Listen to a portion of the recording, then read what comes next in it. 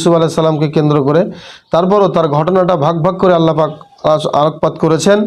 1 থেকে 3 নম্বর আয়াতে পবিত্র কোরআন হলো সঠিক ইতিহাস, এটা জানার সর্বোত্তম উপায়।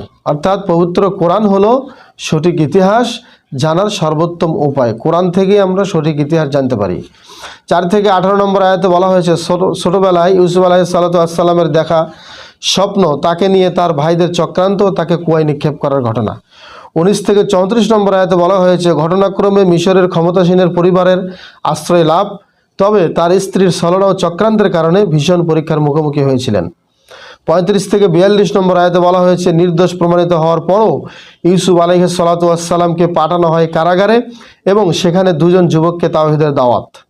43 থেকে 57 নম্বর আয়াতে বলা হয়েছে কারাগারে বসে ইউসুফ আলাইহিস সালাম সম্রাটের ব্যাখ্যা দিলেন, এর মধ্য দিয়ে আল্লাহ তার জেল মুক্তির ব্যবস্থা করে দেন। 58 থেকে 98 নম্বর আয়াতে বলা হয়েছে ইউসুফ আলাইহিস সালামের সাথে তার ভাইদের সাক্ষাৎ, ভাইয়েরা তাদের ভুল বুঝতে পারে, ইউসুফ আলাইহিস সালাম ভাইদেরও ক্ষমা করে দেন। 99 থেকে 101 নম্বর আয়াতে বলা হয়েছে সবশেষ তিনি তার পুরো পরিবারকে মিশরে নিয়ে আসার ব্যবস্থা করেন, এভাবেই বনী ইসরাইল মিশরে বসতি গড়ে।